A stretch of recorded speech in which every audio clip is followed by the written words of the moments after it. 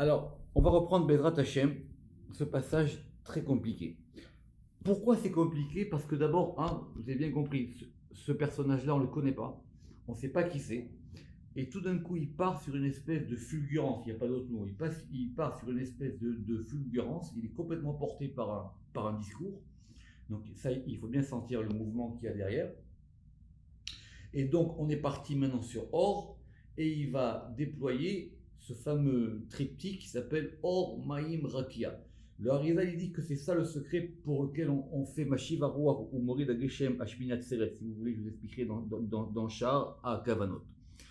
Alors, et donc, on va maintenant partir dans un voyage. Il n'y a pas d'autre mot, parce qu'on va avoir une lecture complètement originale et fantastique depuis Maaseh Bereshit, vous allez voir, jusqu'à Adam Arishon, les enfants d'Adam Arishon, enfin bref, tout ce qui va venir après. Et il va traverser le texte. Maintenant, nous, il faut qu'on le suive. C'est ça le but. Nous, il faut qu'on le suive et il faut qu'on essaye de voir où est-ce que ça porte ça. Donc nous, on était parti sur un élément textuel qui avait marqué 5 fois Or, 5 fois Maïm et 5 fois Rakia. Et comme c'était obscur, le Zohar, il a marqué une pause et il a dit Acha. Donc je reprends un peu plus en 167a en bas de page et on va reprendre ce passage-là. Et il dit Acha. Alors ici, c'est le Raza des Razim. Ça veut dire ici, on a affaire à quelque chose de très important, c'est le secret des secrets. Donc c'est quoi ce secret des secrets, d'accord? Donc ce secret des secrets, Be'ilin Tlat, donc par rapport à ces 3 degrés, ces 3 notions, on a dit Or, Maïm, Rakia, Itztayer, Veiglyph, donc il a été formé, Veiglyph, Beglypha, et il a été glyphé dans une glyphure, ça veut dire il a été gravé dans une gravure, comme on traduit, mais moi j'aime bien le mot glyphe. Raza, Diyukna de Adam, le secret de la forme de Adam. Donc effectivement, on m'a posé la question, dès le début de Maaseh Bereshit, c'est clair que le but c'est l'homme. Mais lui, il veut montrer ça que c'est on va voir, que c'est en semence, pour dire le mot, que c'est en semence depuis la première lumière. Deinoun. Alors c'est quoi maintenant cette formation de Adam Arishon? Je vous rappelle que Adam Arishon, évidemment, il n'apparaît que Yom Shishi. Très bien. Alors, Be'inun tlat, istayer ve'aglif be'glifa, razad yukna de Adam, De'inun, et qui sont Or be'kadmita. Donc, on va reprendre le processus, mais maintenant, on va redynamiser ce processus par rapport à Adam Arishon. Donc, c'est quoi? C'est d'abord une lumière, Or be'kadmita, Levatar Maïm, après c'est de l'eau.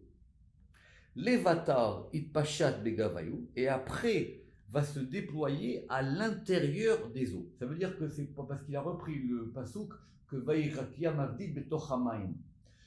Donc c'est-à-dire que c'est comme si vous avez la lumière, qu'on a compris, elle se transforme en eau, et maintenant il y a un processus qui se fait à l'intérieur des eaux, et vous allez voir pourquoi ça va venir après. Deiyu, glypha des glypha. Parce que maintenant, ce rakia là, il va indiquer une forme. Donc il est encore plus glypha des glypha, il est encore plus glyphe de glyphe, c'est une gravure plus profonde.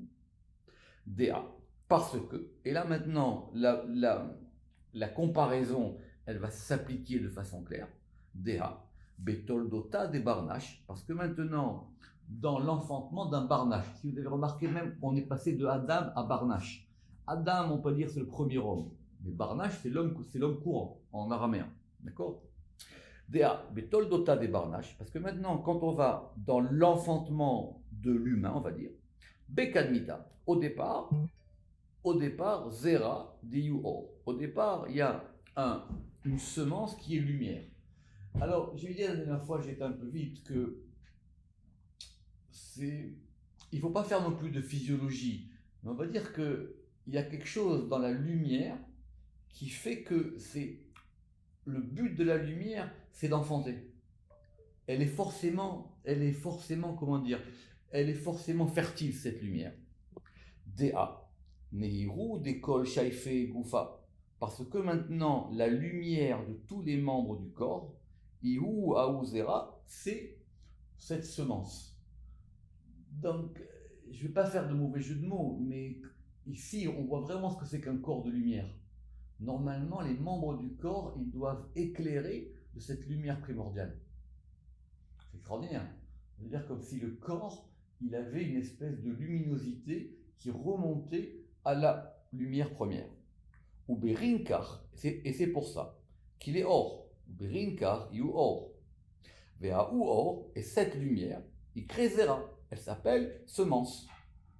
Comme il est écrit or zaroua. Comme j'expliquais la semaine dernière, ça veut dire qu'il a repris le passou de or zaroua. C'est pas une lumière, enfin c'est une lumière ensemencée, mais c'est une lumière semence. Cette lumière-là, elle porte quelque chose. Comme si, s'il y a de la lumière et que ça ne produit pas de fruits, c'est pas de la bonne lumière. You zera mamash. Ça veut dire que cette lumière, c'est vraiment une semence, c'est quelque chose de fertile.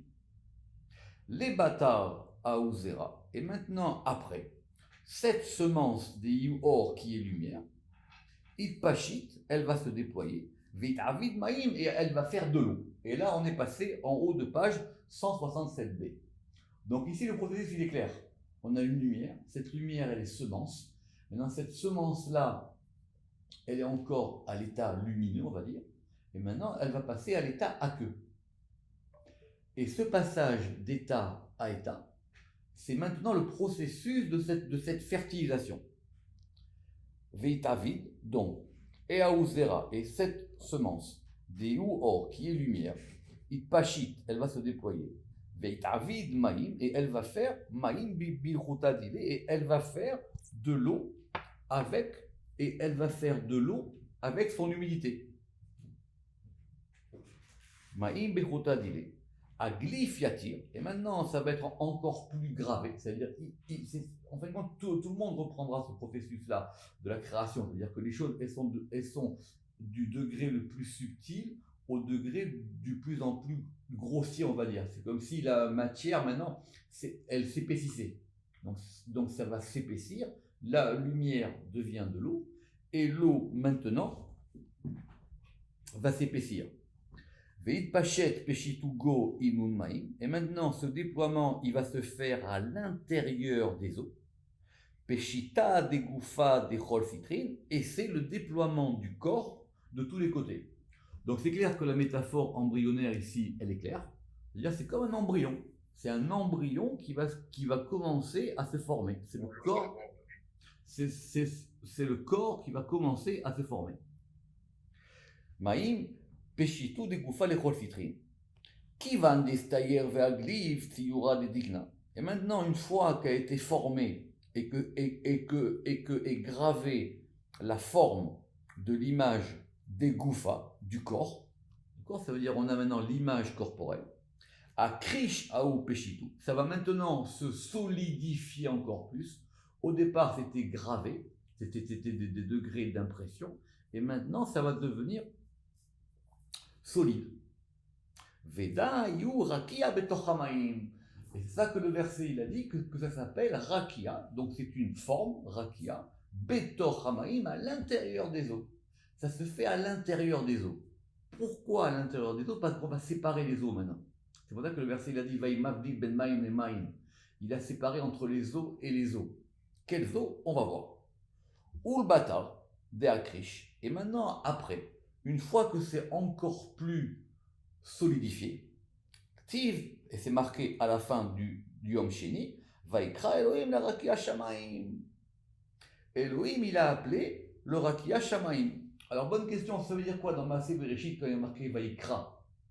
Alors ici, de ce que je comprends, c'est qu'une fois que ce Rakia il se développe, il va arriver à un moment, à un stade qui s'appelle Shamaim. Si vous reprenez Yom Sheni, vous allez voir que maintenant, ce Rakia, il y a un Vayomer Elohim, et effectivement, avait raison la question, c'est qu'il faut compter, évidemment, à chaque fois, il ne faut pas oublier de compter les Shem Elohim au fur et à mesure. Et là maintenant, ce Rakia, il va se solidifier, jusqu'à ce qu'il prenne la forme de Shamaim. Sur Shamaim, tout le monde espère connaît Rashi, c'est Mashmaim ou Eshumaim. En tout cas, on voit que dans ce Shamaim-là, c'est une forme solidifiée où on va avoir nos deux éléments, c'est-à-dire les éléments de la droite et de la gauche, parce que rappelez-vous que la lumière c'était du côté droit et l'eau c'était du côté gauche. Je reprends. Veda yu rakia betoch hamayim. Ul batar de akrish ktiv vaikra elohim de rakia shamayim.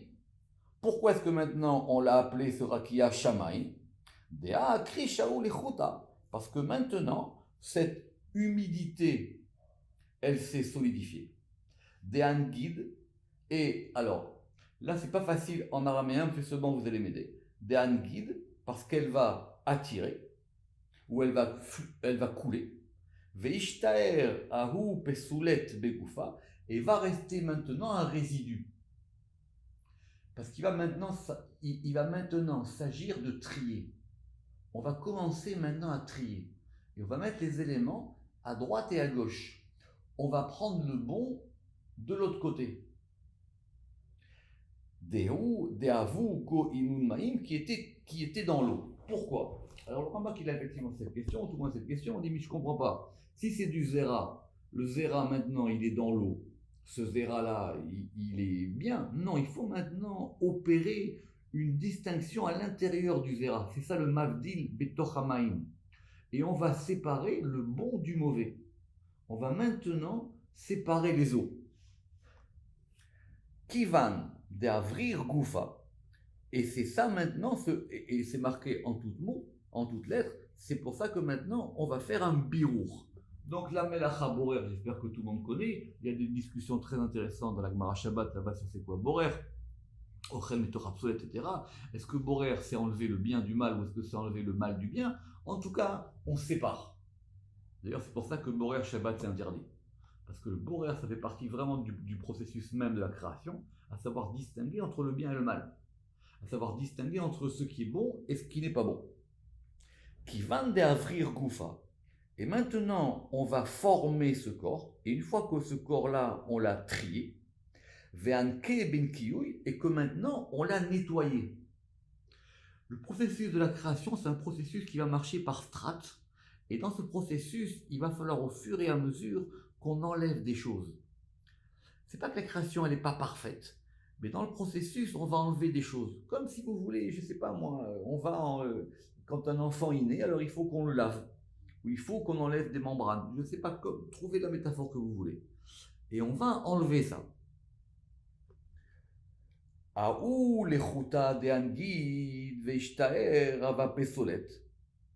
maintenant, cette humidité qui est sortie et qui est restée, on va l'appeler de la pessolette. C'est quoi la pessolette? C'est-à-dire le rebut, littéralement. C'est-à-dire ce qu'on ne veut pas, ce qui n'est pas soul. D'accord? Ce qui est pas bon. Donc il y a une partie qu'on prend et une partie qu'on ne prend pas.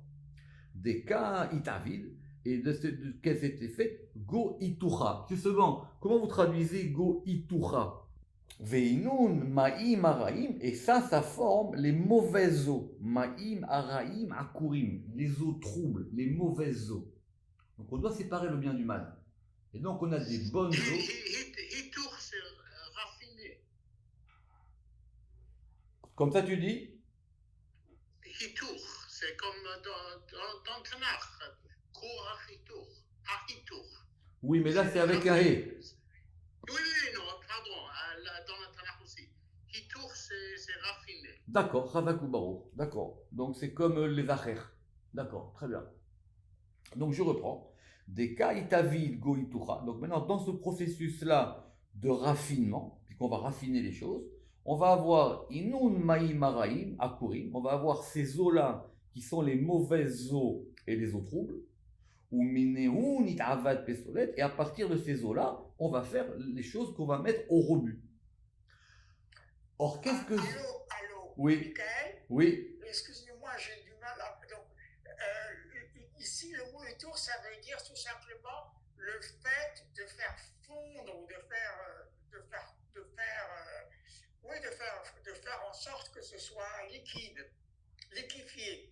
Alors, comme il a dit Yehuda Chazak, c'est comme raffiner. Oui. D'accord. Mais comme j'ai pas mes outils avec moi, je suis pas à Paris, j'ai pas eu le temps de voir dans le gastro où c'était la racine de ce i-toucha. D'accord, le hater. Le hater. Veinun maïm araim akurim, ou mineun itavid ou minéoun itavad pesolet, et de ça maintenant, ça va faire un rebut. Le pesolet, c'est-à-dire c'est ce qu'on jette. Et qu'est-ce qui va naître? Et c'est ça ici qui est extraordinaire. Qu'est-ce qui naît maintenant de ce raffinement? Le Mekatreg, le mal, l'accusateur. Ou Mekatrega de Cholalma. Et l'accusateur de tout le monde, Dachar Venugva, masculin et féminin. D'où il sort ça? On n'en sait rien. D'où il sort ça? On n'en sait rien. Simplement, vous allez voir comment est-ce qu'il va le faire rentrer dans Maaseh Bereshit. Donc en gros, et c'est vrai, que puisqu'on est normalement on est le mardi, on est le lundi, vu qu'on est effectivement le lundi c'est le jour de la séparation. Le Zohar il dira que justement le dimanche c'est Chesed, le lundi c'est Gvura, et que donc le Shalom il va se faire le mardi. C'est pour ça que mardi on a marqué là-bas 2 fois Kitov, très bien. Mais on va maintenant séparer les choses. Et on sépare les choses, et de ça va naître des forces impures dans le monde. Les Batach, Kad Nartu, et plus tard, lorsque vont descendre Inun Maïm Akirin, le Rama qu'il avait Akurin et Akirin, on peut avoir Akurin des deux côtés. Et lorsque vont descendre ces eaux, maintenant ces eaux troubles, Veitatachu les Tata Bestar Semala, et elles vont se raffiner en bas dans le côté gauche. Ramak dit pourquoi? Il dit parce que c'est simple, qu'on ne peut pas considérer que le mal il apparaisse en haut. Donc c'est une fois maintenant que ce processus de clarification, ou on va dire de séparation, il se fait dans les degrés inférieurs. Maintenant ça va donner la place, mamash, au côté gauche et le côté du mal. Nafkou les katraga kolalma, et c'est de là que va provenir, toute l'accusation dans le monde. Zakayu mandeshtazev minayu, heureux est-il celui qui en est préservé. Pourquoi? Parce qu'a priori c'est quelque chose qui est inhérent à la création. Alors c'est très compliqué parce que nous on avait toujours pensé que le mal c'est après la faute de Adam Arishon et roulé. Or là on voit que c'est même dans Maaseh Bereshit. On voit même que, ou plutôt que la potentialité elle est déjà donnée depuis Maaseh Bereshit. Kivan denafak mekatrega. Et une fois que maintenant est sorti l'accusateur, Gdin Ktiv, alors il est écrit Yehi meorot chaser. Alors ça va être ça le sujet d'aujourd'hui, on va prendre du temps là-dessus. On relit dans les mots. Et une fois qu'est sorti cet accusateur, alors il est écrit Yehi meorot chaser, et meorot c'est chaser. Alors, on reprend doucement. Yehi meorot c'est quand? C'est Yom Revi. Très bien. Meorot Chaser, j'espère que tout le monde connaît, c'est marqué 2 fois Meorot là-bas dans Yom Revi. Une fois c'est marqué en Chaser, une fois c'est marqué en Malé. La première fois c'est marqué en Chaser. Pourquoi? Parce qu'on a dit que Meorot Milachon Meera, qui veut dire une malédiction. C'est de là d'où est venue la malédiction dans le monde. Très bien. Et donc c'est Yom Revi que va commencer cette histoire-là maintenant du mal dans le monde. Mais avant d'aller plus loin là-dessus, j'ai une question pas chaude. On était à Yom Sheni. Comment t'es passé à Yom Revi maintenant? Il nous fait une dracha. Il a dit depuis le Or, Yom Rishon, Yom Sheni. Et maintenant tout de suite, il est kofetz, il saute à Yom Revi. Et il dit que ce processus-là, qui a commencé avec le Or, Ma'im, Rakia, ce Rakia maintenant, ça va former l'embryon du corps. Cet embryon du corps, il va maintenant faire qu'on va séparer entre les bonnes eaux et les mauvaises eaux. Les bonnes eaux, on a compris, c'est ça qui va former l'élément du corps. Et les mauvaises eaux, c'est le pésolette. Ce sont les eaux boueuses ou tout ce que vous voulez comme adjectif. Ce sont les mauvaises eaux. Et ces mauvaises eaux, elles vont créer la possibilité d'accusation et de mal dans le monde. Et ça rejaillit quand? Ça rejaillit le mercredi avec les méorotes. Alors, Mistama, pourquoi il saute le 3e jour? Parce qu'apparemment, et alors qu'au nous, on avait bien vérifié que Rakia, il n'y avait pas marqué 5 fois Rakia le troisième jour. Rakia, c'était marqué quand? C'était marqué 5 fois le deuxième jour, pas le troisième jour. Donc apparemment, le processus de Rakia, qui s'appelle Shamaim, il va continuer jusqu'au mercredi. Et le mardi, il va se compléter. Or, qu'est-ce qui va apparaître? Va apparaître maintenant clairement que le mercredi, c'est cette notion de Me'era, de malédiction dans le monde Chas Shalom, elle arrive le mercredi. Ok. Et c'est pour ça que c'est marqué Chaser. C'est connu, c'est marqué au début du Zohar, mais on va aller vite. Itmashra askara berabi, et que ça va provoquer Chas Shalom des maladies enfantines. D'accord? Il y a des longs Zohar là-dessus, sur cette notion de Me'era, que le mercredi, c'est pour ça que c'est pas un bon jour, etc., etc.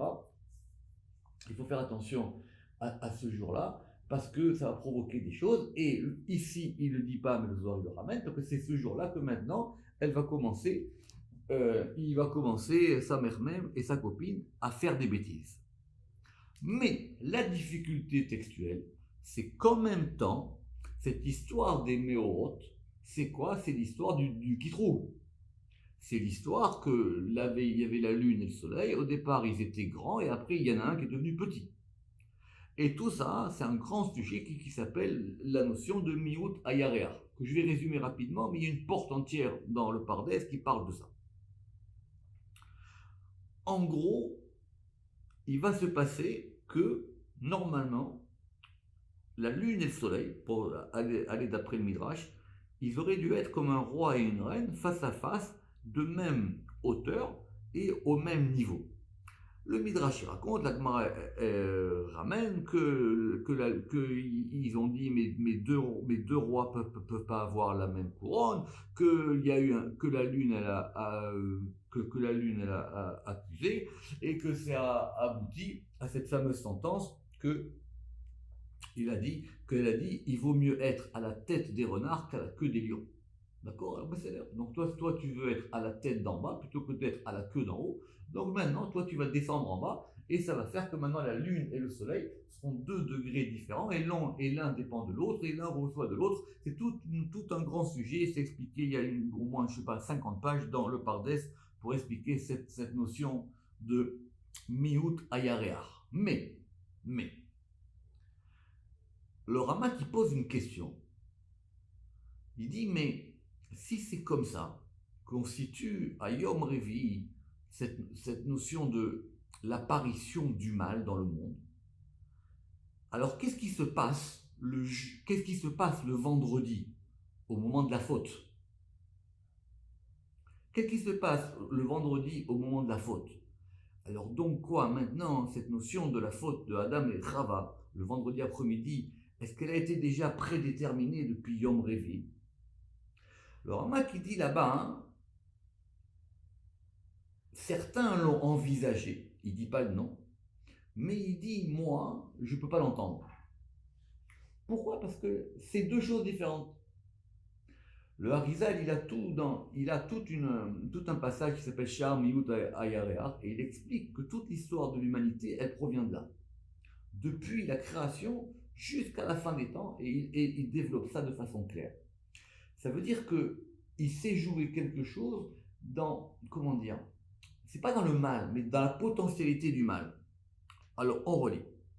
Kivan denafag mekatrega agdin ktivi meurot chaser, veitmashra askara berabiye, vechaser neura desiara. Et donc maintenant, la lune, elle manque de lumière. Parce que maintenant, la lune, elle dépend de la lumière du soleil.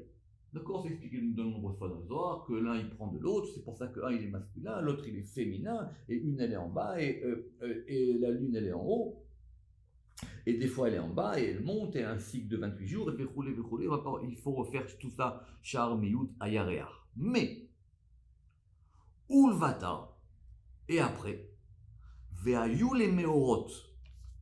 Et qu'est-ce qui est marqué plus tard? Ve'ayu les Meorot, et ils seront comme des Meorot. Or là, ça devient écrit en malais. Ulvatar, Ve'ayu les Meorot, Bishlimu.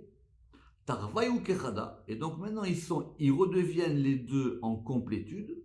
tarvayou, les deux ensemble. Où ça? Ve'ayou meorot, birkia shamaim, dans le rakia shamaim. Il a retrouvé le rakia du yom sheni dans le yom revi. La vérité, il n'y a que dans ce texte du Zohar que c'est expliqué comme ça. Je reprends. Ça veut dire que ce qui s'est passé au deuxième jour, ça va former un processus de différenciation. Ce processus de différenciation, il va donner la potentialité du mal. Cette potentialité du mal, elle apparaît au début de Yom Revi avec les Meorot écrits en Chasser. Et tout de suite après, quand on a placé les Meorot Birkia Shamaï, alors là maintenant ça redevient écrit en malais. Pourquoi? Déa, parce que Chad Salka, une fois que cela s'est élevé, Veitraber Beaou Rekia, et que ça a été maintenant lié dans ce Rakia Shamaïm, dans cette étendue céleste, Kedin, alors ils seront des Meorot. Ça veut dire qu'il y a même depuis le mercredi la potentialité même de la perfection. C'est les deux. Il y a les deux. Il y a le Meorot Chaser et le Meorot Malé. Béhémet, je l'ai vu marqué nulle part ailleurs que dans ce texte Zohar. Il dit que les deux, ça se fait en même temps. Il y a à la fois la potentialité du mal et à la fois la potentialité de la complétude. Shlimu Tarvayu Kechada. Et donc maintenant, les deux, pardon, Shelimin Tarvayu Kechada. Donc maintenant, les deux, ils sont Shelimin complet, Tarvayu les deux, Kechada ensemble, Belo Pegimu Klal, sans aucun gamme, sans aucun défaut, sans aucune faiblesse, sans aucune infirmité. Share Chaya Chaou Revia Vechade. Petite pause. Il a fait une pause dans son discours. Share Chayach, il s'est posé, il a souri et il a commencé à être content. D'accord? Donc vous avez le petit effet littéraire. Il s'arrête, il fait une pause dans son discours, et maintenant il sourit, il leur dit voilà, et évidemment, il veut savoir qu'est-ce qu'on pensait, ceux qui étaient là à côté de lui. Il va continuer, on va maintenant rentrer dans le Zohar, il va continuer, et vous allez voir que maintenant ça va partir après, si Dieu veut, la semaine prochaine, dans les lettres, Adam Arishon, Chet, etc. Mais il est porté par cet élément-là. La vérité, tous les Mefarshim, ils peuvent rien faire d'autre que de suivre. Sauf le Harizal. Parce que le Harizal, lui, voit ça comme un processus de formation globale des choses. Et le Harizal, il a une question encore plus simple. Il dit, mais l'eau, normalement, c'est Chesed.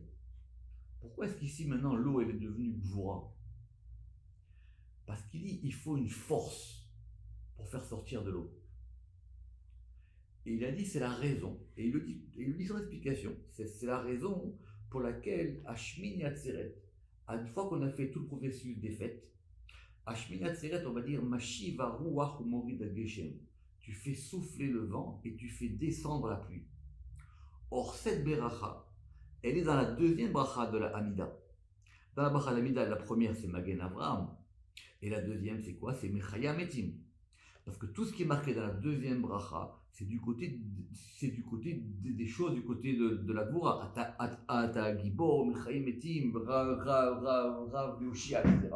Et il dit, c'est ça, le secret de Aleph Memresh Amar, qui est Or Maïm Rakia.